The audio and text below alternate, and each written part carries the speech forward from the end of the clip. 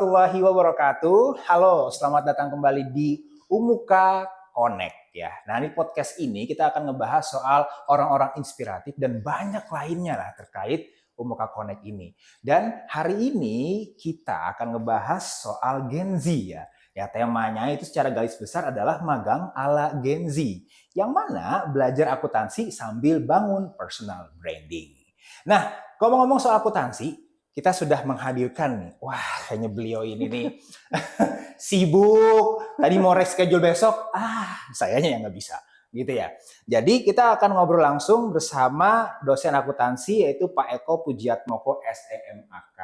Selamat sore Pak Eko. Sore Mas Romi. Assalamualaikum. Waalaikumsalam. Gak lama-lama Pak. Iya. Oke, nah for your information nih guys ya, Pak Eko ini adalah selain dosen dari Umuka, khususnya di Prodi Akuntansi, yang sudah mengantarkan akuntansi menjadi baik sekali. Itu memang setiap kali di poster itu selalu diangkat Pak ya. Itu yang harus cetak tebal di situ. Itu dia. Mudah-mudahan nanti Ilkom juga bisa. Iya, amin. Amin.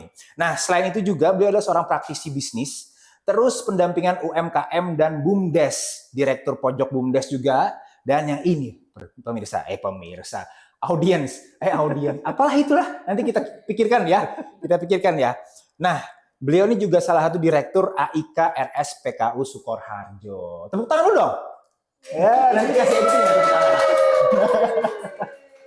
Oke, kita langsung aja Pak Eko masuk ke segmen pertama. Kita ngobrolnya santai saja nih Pak Eko, ini kan kegiatan ini banyak banget Pak. Iya, ada kegiatan lah. Ada kegiatan lah ya. Nah, mulai dari mengajar, terus jadi direktur juga, aktif organisasi juga. Nah, kalau boleh tahu nih Pak Eko sekarang ini lagi sibuk apa selain mengajar? Iya. Jadi kalau hari ini saya sedang sibuk podcast kira-kira seperti itu. Nah betul. Mas Romi gitu ya. Terima kasih ini menjadi media kami akuntansi untuk menyampaikan gagasan, menyampaikan informasi. Akuntansi itu asik kira-kira kan gitu kan. Akuntansi itu bisa diminati oleh Gen Z sehingga memang akuntansi itu nanti akan membangun reputasi Gen Z yang saat ini ya perlu kita sampaikan informasi terkait dengan apa itu akuntansi gitu. Kemudian hari-hari ini kemarin kan kami dipercaya selaku direktur kepegawaian di Rumah Sakit PKU Muhammadiyah Soekarjo, dan saat ini kami sedang mengelola program Kementerian Tenaga Kerja. Namanya adalah Magang Hub gitu. Ya. Program ini sudah batch 2, program unggulan dari Presiden Prabowo Subianto. Kemudian batch pertama itu 20.000. Nah, batch 2 ini ada 80.000. Jadi totalnya akan ada 100.000 mahasiswa yang lulus mulai November 2024 sampai hari ini, dan itu bisa mengikuti program Magang Hub ini. Nah, keuntungannya Mas Romi. Ya. Jadi program ini nanti 6 bulan, berlangsung 24 November ini sampai nanti 24 Mei. Jadi 6 bulan, dan istimewanya mahasiswa yang mengikuti, yang dinyatakan terpilih oleh perusahaan, salah satunya oleh PKU Muhammadiyah Soekarjo ini, nanti setiap bulannya mendapatkan uang saku senilai UMP provinsi. Wow. Nah, kira-kira kan UMP Provinsi Jawa Tengah ini kalau di rata-rata ya bisa sampai 3 juta lah, kira-kira seperti itu. Wah, ini kan cukup besar kan untuk mahasiswa yang baru saja lulus, kira-kira seperti itu. Nah, kami di PKU Muhammadiyah Soekarjo sedang saat ini tanggal 24, berarti hari ini mulai, ini tadi jam 10 kami koordinasi melalui online dengan Kementerian Tenaga Kerja juga. Oke. Seperti itu. Nah, kita sebelum jauh kita ke magang, terus tengah tema kita juga, saya mau tanya dulu nih Pak, semua mahasiswa akuntansi suka akuntansi nggak Pak? Atau suka matematika nggak sih Pak? Lah jujur Pak, saya misalkan anak Ilkom anak Ilkom untuk hitung-hitungan sampai sekarang tuh kayaknya tumpul banget ya Pak. Nah maksudnya apakah memang core dari akuntansi itu sendiri, mungkin nih buat teman-teman nanti yang nonton episode ini gitu ya, awalnya dia nggak suka matematika atau nggak suka hitung-hitungan, jadi suka terkait hitung-hitungan karena mungkin menjelaskan dari akuntansi dari Pak Eko gimana? Ilmu akuntansi itu adalah ilmu yang sistematis ya, jadi ibaratnya sudah ada template-nya. Oh iya. Nah, ini tinggal kita ngisi aja nih. Oh, persamaannya kan harta sama dengan kewajiban dan modal. Kita hanya bicara tiga ruang ini, nanti ditambah pendapatan dan beban. Jadi tinggal 5 ruang inilah nanti yang dipelajari. Dan sifatnya mudahnya template lah, tinggal kita isi. Kita harus bisa mengidentifikasi. Kalau persediaan, misalkan HP itu masuknya di apa? Berarti di harta. Harta nanti di mana gitu kan? Berarti di bisa perlengkapan, bisa peralatan. Kalau kendaraan nanti masuknya di apa? Di aktiva tetap. Kira-kira kan seperti itu. Nah, kita mengidentifikasi dan nanti kalau sudah menjadi rutinitas, aktivitas yang sudah sehari-hari kita lakukan, saya kira ya tinggal pasang aja, kira-kira kan gitu. Sehingga memang Gensi ya sangat cocok gitu loh ketika memang masuk di akuntansi ini. Semua sistematis di akuntansi itu. Tidak boleh melebar ke kanan atau ke kiri, semua harus lurus, sistematis, dan pribadi-pribadi Gensi itu cocok sekali untuk akuntansi ini, Mas Ramli. Nah, sekarang kalau kita ngomongin soal Gensi tadi Pak ya, terkait anak-anak yang sudah masuk, saya lihat juga di akuntansi kan grafiknya udah naik terus nih Pak. Nah gitu, sayangnya Ilkom miris gitu ya. Ya, kita akan juga berusaha untuk bisa setara ya sama akuntansi. Jadi gini, kalau kita balik lagi ke Gen Z itu kan perkembangan teknologi digital juga menyertai di situ ya. Nah, kira-kira kalau misalkan kita anggapan akuntansi ini kan ilmu-ilmu konvensional, bagaimana menanggapi atau menghadapi di era perkembangan teknologi sekarang? Apakah memang ada akuntansi digital gitu atau seperti apa Pak?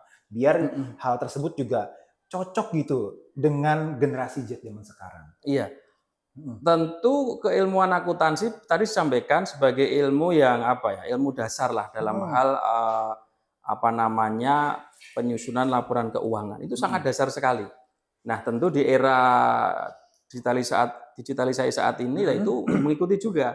Artinya dalam dunia kerja nanti Gen Z ya khususnya itu juga akan dibantu oleh aplikasi-aplikasi akuntansi. Sehingga di situ tinggal mengenali saja. Oh, ini masuk akun harta, ini masuk kewajiban, ini masuk modal, ini masuk pendapatan, ini masuk beban. Dan ketika sudah masuk kerja, ya mereka tinggal sudah terbiasa karena sudah dibantu oleh alat juga. Kira-kira seperti itu. Jadi tetap proses digitalisasi di akuntansi itu sebuah keniscayaan dan itu ada gitu. Dan pasti tidak akan sulit lah, maka masuklah akuntansi kayak gitu ya. Oke. Nah, tadi itu udah ngomongin soal akuntansi itu bagaimana mungkin teman-teman atau yang menonton podcast ini itu bakal senang gitu Pak ya. Nah, terus tadi kita ngobrolin soal magang lagi nih. Magang. Apakah magang tadi dari program PKU Sukoharjo itu memang dalam artian ini apakah sekedar menggugurkan SKS dari magangnya akuntansi ataukah ada yang lain nih benefitnya gitu dari program magang tersebut? Ya, kalau yang saya sampaikan tadi kan Rumah Sakit PKU sebagai salah satu entitas bisnis perusahaan maka mengakses programnya Kementerian Tenaga Kerja. Kalau magang akuntansi sendiri itu kan satu program tersendiri yang dilakukan oleh Prodi Akuntansi. Makanya di tahap pertama, angkatan pertama, dan tentu adalah program magang itu harus mendukung proses akreditasi. Sehingga kita mencari tempat-tempat yang dari sisi tentu adalah yang sesuai ya dengan teman-teman Gensi atau teman-teman mahasiswa akuntansi. Yang kedua, berjejaring sampai nasional. Sehingga kita kemarin ada perbankan syariah, ada juga perbankan konvensional, kemudian juga ada di pemerintahan. Sehingga sekali lagi itu secara keilmuan itu memang bagian dari mendukung kompetensi akuntansi, namun dari proses administratif nanti di akreditasi itu juga mendukung. Sehingga memang taruhlah salah satu bank ya meski itu di kantor cabang, namun kan itu secara sistem juga ada di Jakarta gitu. Itu yang pertama. Yang kedua, kemarin kita juga sudah ada dua mahasiswa yang kita tempatkan di tingkat provinsi, di kantor pemerintahan tingkat provinsi, sehingga di situ tentunya memberikan keberanian pada dua mahasiswa ini untuk berani keluar dari zona nyaman. Kalau hanya di Karanganyar dan sekitarnya itu kan bisa pulang. Tapi kalau harus 1 bulan di Semarang, itu kan dia harus mengenal jalan itu bagaimana menuju kantor, bagaimana mereka bertahan hidup, itu kan hal yang harus kita berikan nih kepada mahasiswa kita dalam hal ini Gensi, sehingga nanti ketika sudah masuk dunia kerja ya mereka betul-betul sudah siap gitu kan. Kira-kira itu Mas. Baik. Nah, tadi kan Pak Eko sebut soal dukung mendukung ya atau support gitu ya. Nah, dari program ini, mendukung juga terkait pembelajaran di akuntansi dan sebagainya. Nah, saya mau tanya nih Pak Eko, pertanyaan mungkin tidak wajar ya menurut saya. Apakah penampilan itu juga mendukung karir dari seorang mahasiswa atau mahasiswi akuntansi? Karena gini Pak Eko, mindset saya nih sampai sekarang, orang-orang akuntan itu cakep-cakep. Cewek-ceweknya cantik-cantik. Kadang menjadi bankers gitu. Nah, apakah memang menjadi salah satu karakteristik atau menjadi pendukung gitu soal fisik atau penampilan? Ya, jadi ada filosofi Jawa. Nah, ini nanti diartikan Pak ya. Diartikan. Jadi filosofi Jawa itu ajining diri gumantung ana ing lati. Kemudian ajining busana ajining raga gumantung ana ing busana. Artinya. Jadi ajining diri gumantung ana ing lati. Jadi penilaian kita, ya penilaian kepribadian kita itu tergantung bagaimana kita bertutur kata, kita berkomunikasi yang baik. Ya kalau kita bicara magang maka ada keilmuan. Ada keilmuan sehingga nanti ada komunikasi yang baik dengan senior yang sudah menjadi karyawan di situ. Nah, ini harus kita bekali secara keilmuan. Nah, yang kedua tadi ajining rogo ini kan raga. Itu gumantung itu tergantung pada busana. Ya busana kan busana. Sehingga kemarin memang ada mahasiswa akuntansi yang di perbankan, kemudian yang di di pemerintahan itu kita kasih seragam. Seragam yang sedang ngetren. Yang sini warna kremnya presiden, kira-kira gitu kan. Kemudian sama yang birunya wakil presiden. Itulah kemarin yang kita sampaikan dan itu menumbuhkan kepercayaan diri. Ya, kepercayaan diri khususnya mahasiswa kami ketika masuk di instansi. Yang kedua, beberapa penilaian juga melihat ini kok seragam, ini kok rapi. Itu juga kita dapatkan dari instansi yang kemarin kita repoti untuk mahasiswa kami magang di instansi tersebut. Baik. Itu tetap harus kita personal branding itu harus kita siap. Ditambah sebelum hari H, sebelum mereka mulai magang, ini ada materi personal branding. Bagaimana mereka diasah, di refresh lagi skillnya, dikenalkan beberapa aplikasi akuntansi, kemudian tadi cara bertutur kata, ya cara berjalan, kira-kira gitu kan. Itu semua diajarkan sehingga teman-teman siap. Bahkan kalau yang menjadi bimbingan kami sebelum hari mereka sudah saya ajak dulu. Ya, sehingga tahu ini loh kantor nanti yang kamu akan magang dalam beberapa waktu ke depan. Jadi itu. Berarti saya ambil itu dua ya poinnya. Jadi satu dari sisi penampilan juga dilihat, dari sisi attitude juga. Karena apa yang dibicarakan dengan penampilan juga kalau misalkan selaras berarti ini seperti itu Pak ya. Baik. Nah, sekarang kita tadi masuk soal magang ya ala Gen Z tadi, magang ala Gen Z. Jadi apakah magang ini kan gini, Pak Eko kan selain menjadi seorang dosen di Umuka ini juga menjadi seorang praktisi ya di dunia industri. Nah, apakah menurut Pak Eko sendiri itu dunia industri itu penting bagi teman-teman atau sekedar untuk pembelajaran mereka gitu? Maksudnya gini, kan harapan dari kita semua mahasiswa Umuka ini menjadi seorang entrepreneurship lah ya untuk capaian pembelajaran lulusannya. Nah, apakah memang itu selaras dengan dunia industri yang sudah disiapkan program magang ini atau tidak, Pak? Ya, tentu ketika kita bicara magang berarti kan kita menyiapkan mahasiswa kita itu siap untuk nanti lulus kuliah langsung kerja. Artinya kan kesempatan mahasiswa ketika lulus itu kan dua. Apakah dia bekerja di instansi formal atau dia memulai membangun diri sebagai entrepreneur, itu kan pilihan. Nah, ketika kita bicara konteksnya magang ya ini harus nanti kami atau mahasiswa kami harus bekerja di instansi. Sehingga betul-betul kita gembleng dulu nih. Ya, kita gembleng supaya betul-betul mendapatkan pengalaman yang lebih, ya pengalaman yang berharga. Makanya sering kita dorong, jangan di zona nyaman. Jangan di Karanganyar, saya kan gitu. Kalau bisa ya ke Semarang. Bahkan yang gelombang 2 angkatan kedua sudah beberapa siap ke Jakarta. Siap ke Jakarta. Mahasiswa kalau sudah siap ke Jakarta, coba dia harus bagaimana mengenal kota Jakarta, bagaimana mereka berangkat pagi pulang malam, kira-kira gitu kan. Bagaimana mengenal komuter lain, ya kan. Bagaimana macam-macam lah KRL itu kan semua harus dikenal. Ya. bisa hidup aja kira-kira kan sudah istimewa gitu Iya. loh. Nah, ditambah lagi nanti apa namanya ketika sudah masuk di kementerian atau instansi yang di pusat itu, ya mereka harus kita siapkan dulu. Betul. Ya, tentunya kita sebagai dosen harus meyakinkan juga, jangan sampai kita nggak meyakinkan. Loh, ini dosen saya nggak meyakinkan kok suruh saya magang di pusat itu. Nah, kita harus menjadi pribadi-pribadi dosen yang apa ya istilahnya bisa diteladani lah oleh mahasiswa kita. Oh, dosen kita meyakinkan. Berarti dia juga siap. Kan apapun dalam perjalanannya pasti yang kita bimbing itu ya akan ke kita juga ini harus bagaimana dan sebagainya. Oke. Gitu.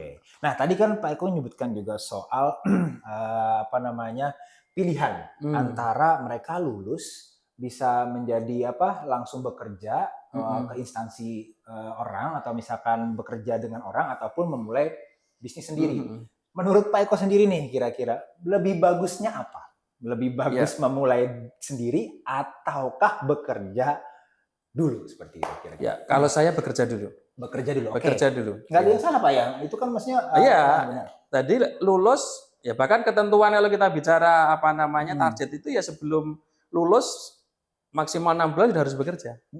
Ya, makanya kita di akuntansi juga sudah menyiapkan career center, sudah berjejaring. Artinya berjaring itu sekali mahasiswa kita lulus itu bisa langsung bekerja.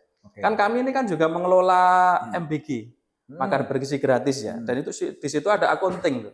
Ya. Hanya sayangnya akuntingnya kan sudah harus lulus dulu gitu kan. Kira-kira seperti itulah. Kami belum punya mahasiswa yang lulus. Kemarin kita lobby bisa nggak ini masih di semester akhir? Nggak bisa, Mas, harus lulus itu. Nah, kami pun sudah berpikir bagaimana mahasiswa kami sebelum 6 bulan itu harus bekerja. Dan memang kalau kami ya harus bekerja dulu. Bekerja, kemudian mengasah apa namanya keilmuannya, kepahamannya, mentalitasnya diasah dulu. Kemudian kan faktual yang namanya entrepreneur kan tetap harus butuh modal awal. Nah, di situ nanti baru nanti mereka berproses untuk melakukan entrepreneur. Atau memang ya bisa berjalan dua. Namun kalau suruh memilih, mahasiswa kami harus bekerja atau sebagai entrepreneur, bekerja. Seperti itu. Oke, nah itu ya teman-teman akuntansi bekerja dulu, cari pengalaman dulu. Nah setelah itu nanti ya bolehlah kita mungkin karena dia bekerja itu Pak ya, terus mungkin relasinya kebuka, pengetahuannya soal apapun kebuka baru bisa menjadi seorang entrepreneurship. Nah sekarang kita balik lagi ke soal magang tadi Pak Eko ya. Jadi magang ini ada nggak sih Pak persyaratannya atau misalkan peluang? Apakah maksudnya gini? Penjaringan mahasiswa-mahasiswa akuntansi itu yang seperti apa sih karakteristiknya yang akan diambil untuk bisa ikut batch magang program dari RSPKU Sukoharjo ini? Ya, kita bicara secara umum ya. Umum. Artinya untuk magang hub ya. Untuk magang hub ini tentu kualifikasi lulusan S1. Itu dulu ya. Yang lulusan harus lulus berarti dulu. Ini kita belum bisa ya. Harus lulus dulu. Lulus S1, kemudian tentu di situ kemampuan untuk MS Office-nya harus menguasai. Microsoft Office. Ya kan? Kemudian tentu ya tadi ya kepribadian, penampilannya itu harus betul-betul prima lah itu. Nah, kemudian kalau kita bicara PKU Sukoharjo ya tentu sekitar area Sukoharjo dan sekitarnya. Karena faktualnya kan tidak mungkin terlalu jauh juga. Meski tetap bisa kita terima, namun kita akan mencari yang sekitaran di Sukoharjo. Kalau kita bicara konteksnya PKU Muhammadiyah Sukoharjo. Gitu. Nah, berarti tadi kan selain kita ngomong soal program hub tadi ya, program magang hub gitu ya. Berarti itu yang jelas persyaratannya harus lulus dulu. D3, D4 atau S1. S2 enggak bisa. SMA enggak bisa. D3, D4 sama S1. Oke. Berarti tahun depan nih mahasiswa-mahasiswa akuntansi sudah bisa nih, Pak. Bisa seharusnya. Bisa. Oke. Selain itu apakah ada pembekalan soal ini, Pak? Soal bahasa asing? Bahasa Inggris ataupun misalkan secara speaking skill gitu Pak, kira-kira bagaimana? Untuk pembekalan bahasa asing dilakukan juga, namun oleh salah satu dosen akuntansi yang lain ya. Jadi mengenal hal-hal yang ya percakapan-percakapan sederhana lah gitu. Itu juga harus diketahui juga. Itu sekali lagi menjadi program yang dilakukan oleh prodi akuntansi sebelum mahasiswa kita itu magang. Itu semua diberikan. Termasuk tentu unggah-ungguh. Unggah-ungguh itu bahasa Jawa, artinya bagaimana ketika kita datang, kita duduk, kita menyapa, jangan sampai keliru nyebut itu kan. Ya, kadang ketoke basa alus ning keliru gitu kan. Nah, itu kan. Misalkan, oh nggih Pak Dirut, misalkan Pak Dirut nih, Pak Dirut punika kula paringi teh. kula paringi wedang teh itu salah. Nah, Ya, itu artinya salah artinya. Maksudnya begini. Jadi kalau ke Pak Dirut itu bukan paringi. Paringi itu kan memberi ya. dari orang yang lebih tua ke yang muda. Itu paringi. Tapi kalau kita ke yang tua namanya nyaosi. Pak Dirut menika kula caosi wedang teh. Nyaosi. Jadi memberikan dari yang muda ke yang. Nah, seperti juga diberikan. Jangan sampai nanti salah kok gitu kan. Ketoke alus nih keliru gitu. Itu kayaknya di kampus kita harus perlu ada ini muatan lokal gitu. Belum ada ya muatan lokal ya bahasa Jawa gitu. ya. Bahasa Jawa. Kan kita tinggal di Jawa gitu biar lebih meresapi gitu, Pak. Oke. Nah, sekarang kita balik lagi nih soal magang karena tadi kan tema kita magang ala Gen Z, Pak ya. Kita balik ke Unmu Karir, kita tarik ke Universitas Muhammadiyah Karanganyar khususnya mahasiswa-mahasiswi di akuntansi. Nah, jadi apa sih persyaratan untuk mahasiswa atau karakteristik yang Pak Eko ambil lah? Sampai sekarang saya lihat kan ada beberapa mahasiswa yang memang selalu ikut Pak Eko nih. Otomatis kan Pak Eko juga tahu nih kebiasaannya, keahliannya, keunggulannya. Nah, kira-kira kali aja nih ada nanti mahasiswa adik-adik tingkat yang kayaknya aku mau ikut itu deh, tapi gimana ya gitu. Nah, kira-kira bagaimana Pak Eko? Tentu untuk mahasiswa akuntansi dua hal saya kira yang kita tanamkan. Yang pertama adalah kapasitasnya, kapasitas sebagai mahasiswa, sebagai ilmuwan, maka ya pemahaman terkait akuntansi itu harus totalitas gitu kan. Kemudian juga loyalitas. Nah, loyalitasnya juga dibutuhkan dalam dunia kerja nanti ya dua hal ini, kapasitas, loyalitas, kapasitas dua hal inilah yang dibutuhkan oleh pimpinan atau pemimpin. Sehingga nanti memang di situ nanti akan terbangun teamwork juga, di situ nanti juga akan ada distribusi pekerjaan sehingga betul-betul bisa tercapai apa yang menjadi tujuan dari sebuah entitas atau sebuah perusahaan kalau kita bicara perusahaan. Oke, berarti kayak kredibilitas, kepercayaan, yang paling penting kejujuran, Pak ya. Karena akuntansi pasti soal fulus. Iya. Yang penting memang itu ya, kalau di akuntansi itu tadi mahasiswa akuntansi sebenarnya semuanya ya. Semua betul. Itu jangan pernah punya catatan buruk terkait dengan keuangan, terkait dengan uang. Ya, misalkan kita sering pinjam, ngemplang, kemudian ngemplang apa, Pak? Ngemplang itu pinjam tapi nggak bayar, nggak kembalikan itu kan. Itu nggak boleh. Atau memang kita ngutil. Ngutil itu ngambil. Kalau akuntansi kan potensi ngambil uang kan sangat besar. Betul. Ya dengan tadi seharusnya ditaruh di harta, namun tidak ditaruh di harta kan akan menjadi tidak milik entitas tapi menjadi milik pribadi. Nah, ini harus kita tekankan, jangan sampai anak akuntansi itu punya problem terkait dengan catatan keuangan. Mulai dari mahasiswa dan itu harus dibawa terus. Karena itu juga terkait dengan etika profesi juga. Itu dia ya. Jadi kalau misalkan mahasiswa di luar sana nih yang sudah nonton podcast ini yang khusus tema kita terkait akuntansi atau branding soal akuntansi tadi ya, magang ala Gen Z. Jadi jangan sekali-kali Pak Eko ya kalian itu cacat di bidang keuangan. Jujur itu penting Pak ya. Di segala bidang apapun gitu. Jadi mungkin conclusion dari Pak Eko terakhir, bagaimana sih buat nih teman-teman akuntansi sana yang masih semester 1, 3, 5, yang 7 kan sudah Pak Eko tangani ya. Ya, mereka itu kira-kira bagaimana untuk membangun personal branding mereka agar layak gitu menjadi seorang mahasiswi atau ikut magang di kementerian. Filosofi akuntansi ya atau filosofi akunting. Kita mengambil persamaan akuntansi. Jadi persamaan akuntansi itu harta itu sama dengan utang plus modal gitu, iya kan? Ini harus berimbang. Artinya apa? Kalau kita ingin mendapatkan harta yang harta dalam artian bisa memang mendapatkan kekayaan atau mendapatkan reputasi itu kan harta ya. Maka di situ pertama harta tadi adalah persatuan antara modal dan utang. Modal ini apa ya? Modal kita pribadi. Kita mempunyai keilmuan, kita mempunyai attitude tadi, karakter kan modal. Ya, itu modal. Nah, modal saja tidak cukup. Kita pasti akan mempunyai hutang, tanda kutip ya. Hutang dari siapa? Hutang dari nanti mentor ketika kita di perusahaan. Pasti kan kita akan dikasih keilmuan, dikasih ini loh kalau bekerja di accounting seperti ini, di auditing seperti ini, di pajak seperti ini. Kemudian juga akan banyak pihak yang membantu kita sehingga kita tumbuh menjadi pribadi yang kuat, sebagai akunting yang bereputasi juga, itu tidak lepas dari peran-peran orang lain. Ini kan hutang rasa. Oh, kita pernah dibantu taruhlah dibantu Pak Eko gitu kan untuk bisa magang di beberapa tempat. Itu kan hutang. Kira-kira kan seperti hutang tanda kutip ya. Kemudian ketika di tempat kerja kita dibimbing mentor, kemudian nanti diberi arahan bimbingan oleh pimpinan perusahaan, ini kan hutang. Nah, sehingga kita punya modal, kita ada kontribusi, ada peran, ada hutang dari orang lain. Nah, inilah akan menjadi sebuah harta bagi kita. Itu akan membangun reputasi kita, membangun pribadi kita, membangun personal branding kita, dan pasti akan menghadirkan harta dalam arti real, akan mendatangkan kekayaan lah untuk kita ke depannya. Saya kira itu. Oke, baik. Terima kasih banyak Pak Eko, tepuk tangan dulu dong.